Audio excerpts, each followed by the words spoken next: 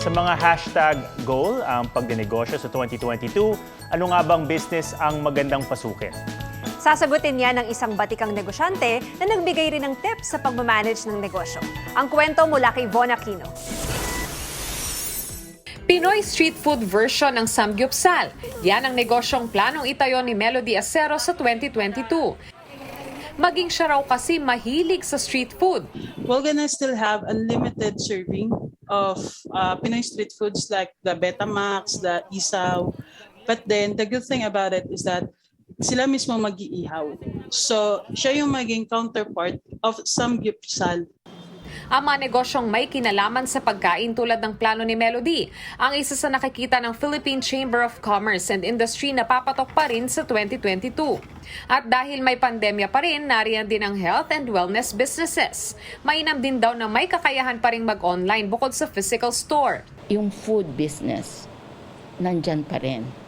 Health and wellness, yung all the necessities, nandyan pa rin. Kaya yung mga meron niyaan, nakapag-pivot sila kasi some brands, sasabihin nila sa akin, alam niyo po, mas malakas pa ang benta ko nung pandemic.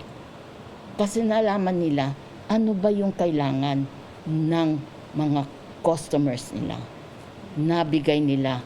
At dahil sa nalalapit na kampanya para sa eleksyon 2022, maganda rin daw ang posibleng kita sa printing business. Kahit nasabi mo social media, marami pa rin silang magpapaprint ng mga banners, mga ganyan na makikita. Payo ng PCCI sa mga gustong magsimula ng negosyo sa 2022, tignan ang mga trends para mas mapag-aralan pa ang negosyong bubuksan, dumalo sa trainings at seminars. Di naman daw kailangan ng malaking kapital basta maging disiplinado sa paghawak ng pera. Dapat very careful tayo na saan pupunta yung gastos dito. Yung mga nag-succeed na having the discipline in their business, sila ang lumalaki. Von Aquino, GMA News. Huwag magpahuli sa mga balitang dapat niyong malaman. Maaring mapanood ang State of the Nation at iba pang newscasts sa youtube.com/GMA News. I-click lang ang subscribe button.